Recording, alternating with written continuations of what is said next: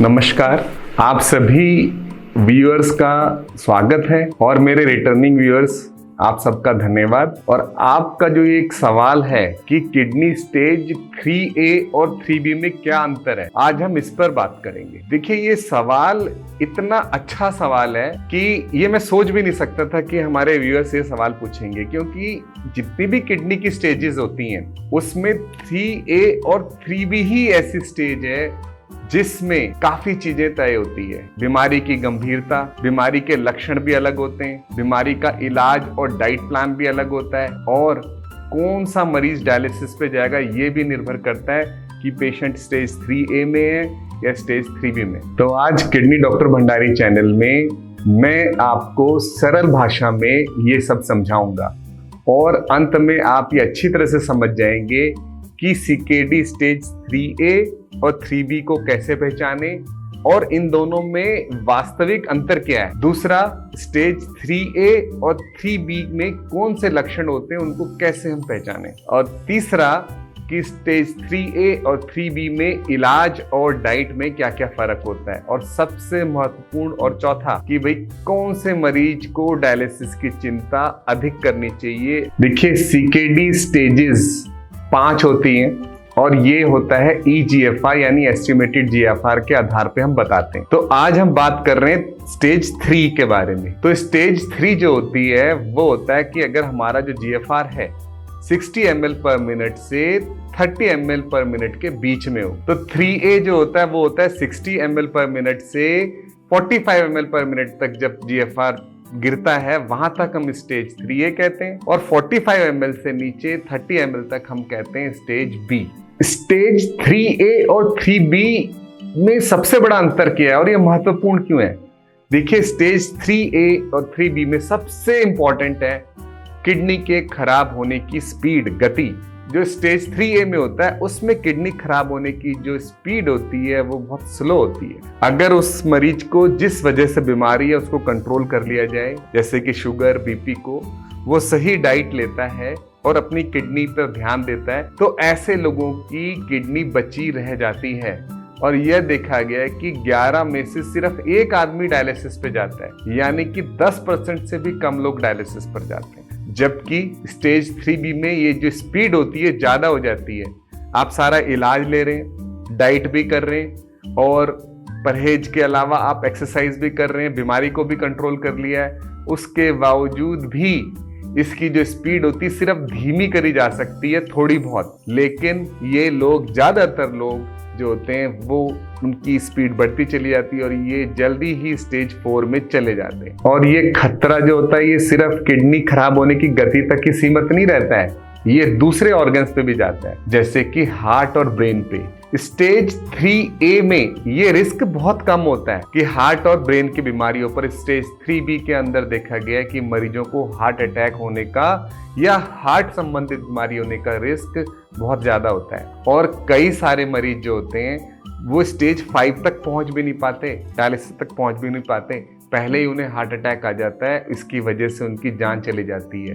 तो इस स्टेज के अंदर अगर 3B में है तो हमें हार्ट पे भी खास ध्यान देना पड़ता है, उसकी रिस्क ना बढ़ जाए इसके लिए कई तरह के तरीके अपनाने पड़ते हैं। स्टेज 3A में ये खतरा नहीं के बराबर होता है। दूसरी तरफ ब्रेन स्ट्रोक, जो हमें पैरालिसिस हो जाती है एक साइड की, ब्रेन की नस की क्लॉटिंग हो जाती है, ये रिस्क भी स्टेज 3B में ज्यादा होता है। अब हम आते हैं कि हम स्टेज 3A और 3B को लक्षण यानी सिम्टम के आधार पर कैसे पहचानें। 3A जो होती है वो एसिम्टोमेटिक होती है, लक्षण रहित होती है।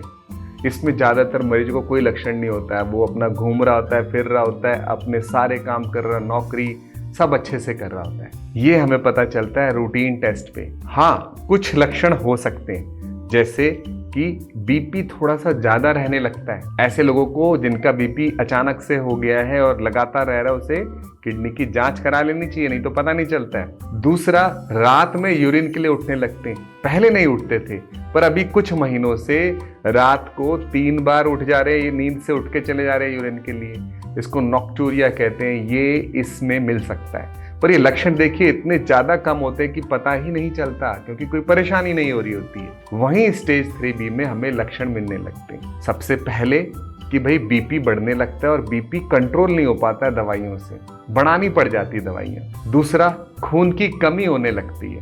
अब खून की कमी हो रही है तो सभी लोग आयरन ही खाते हैं, पर खून की कमी होने के कई कारणों में से एक कारण किडनी भी होती है। तो ऐसे लोगों को आयरन खाने के बावजूद भी खून की कमी रहती है, थकान होने लगती है, बहुत जल्दी जल्दी थकने लगते हैं। तो जब पहले तो सही रहता था, लेकिन अब शाम आते आते निढाल होके पड़ जाते हैं। चौथा, पैरों में सूजन आने लगती है।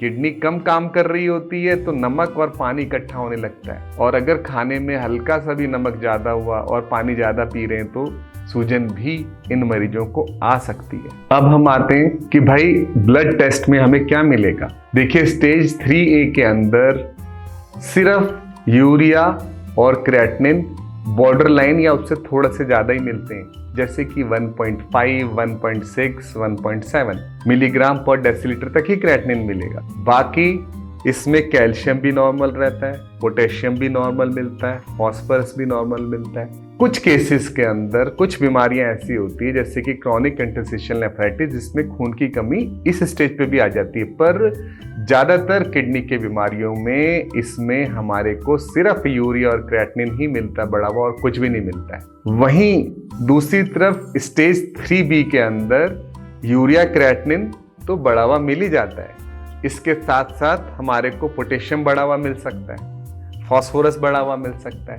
कैल्शियम बड़ा या कम दोनों मिल सकता है। और सबसे बड़ी बात, इस स्टेज के अंदर हमें पैराथायराइड हार्मोन की वैल्यू बड़ी भी मिलती है, जो नॉर्मल रेंज है उससे हमेशा ज्यादा ही मिलेगा। और जो विटामिन डी होता है उसके लेवल कम हो जाते हैं या ऑल्टर्ड आने लगते हैं। इसमें मिनरल बोन डिसऑर्डर यानी हड्डियों की बीमारियां भी शुरू हो जाती है। तो इस स्टेज के अंदर ज्यादातर हमारे को किडनी की कॉम्प्लिकेशंस शुरू हो जाती हैं। एसिडोसिस भी हो जाती है, पर एसिडोसिस का नॉर्मली कोई टेस्ट तो कराता नहीं है। ये कुछ ही किडनी के डॉक्टर के पास आप जब जाएंगे वो तभी सीरम बाइकार्बोनेट लेवल करा के देखते हैं।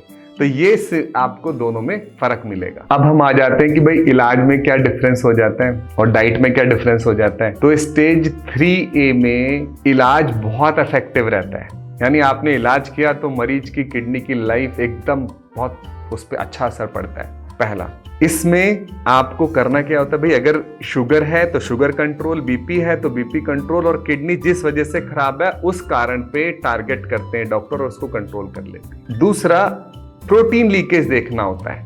अगर किसी का प्रोटीन यूरिया ज्यादा है तो उसे 200 मिलीग्राम से नीचे लाते हैं हम लोग। तो उसको कैसे लाते हैं, उसके लिए हम SGLT2 इनहिबिटर्स, फिनरेनोन और एस इनहिबिटर दवाइयाँ, जिसके बारे में मैंने अलग से वीडियो भी बनाया है कि कौन सी दवाइयाँ किडनी की लाइफ को बढ़ा सकती हैं, उसमें मैंने सब डिटेल में बताया हुआ है। तो ये दवाइयाँ भी चलानी पड़ती है। स्टेज 3B में आपको ये सब तो करना ही पड़ता है, पर इसके अलावा हमें और किडनी की कई सारी कॉम्प्लिकेशंस का भी इलाज करना पड़ता है।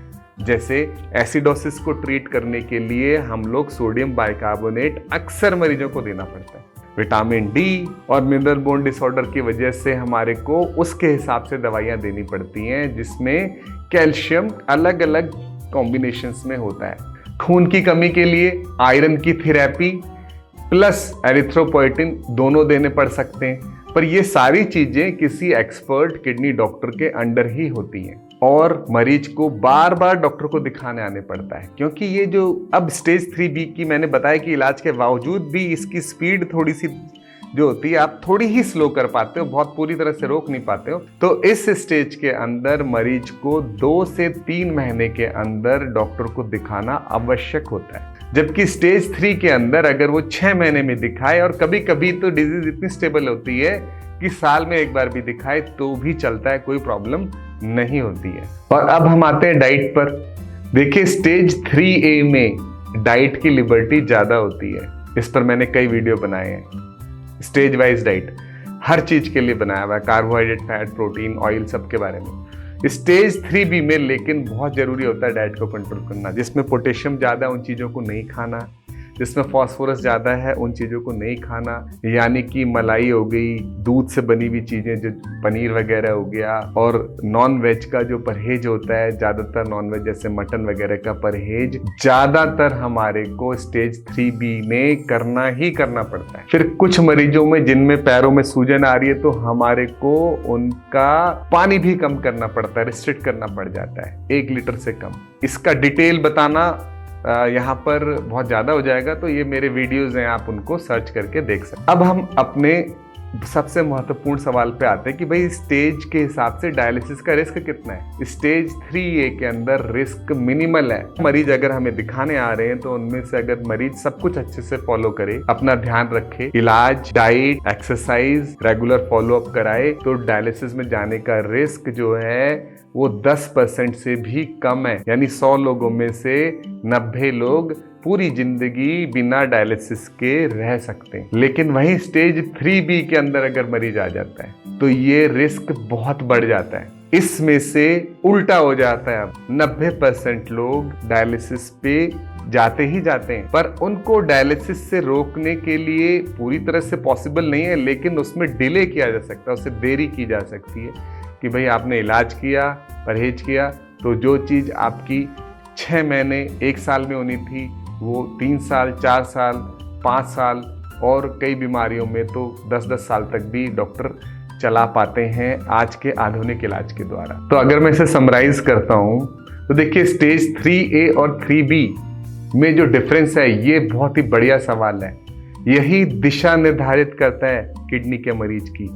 3A में अगर कोई मरीज डॉक्टर यानी नेफ्रोलॉजिस्ट के पास आता है और प्रॉपर अपना ध्यान रख पाता है तो ऐसे लोगों के लिए बहुत कुछ किया जा सकता है और जीवन में वो शायद बिना डायलिसिस के निकल जाएं, क्रॉनिक किडनी डिजीज होने के बावजूद भी। स्टेज 3B में हमें इलाज पे ज़्यादा ध्यान देना पड़ता है, बहुत स्ट्रिक्ट होना पड़ता है, बार बार दिखाना पड़ता है, और उसके बाद भी हम सिर्फ उसकी स्पीड को स्लो कर पाते हैं, उसको पूरी तरह से रोक नहीं पाते।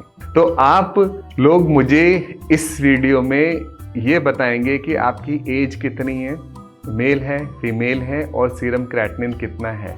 इस बेस पे हम आपको ये बताएंगे कि आप स्टेज 3A में हैं, 3B में हैं या नॉर्मल है। धन्यवाद, नमस्कार।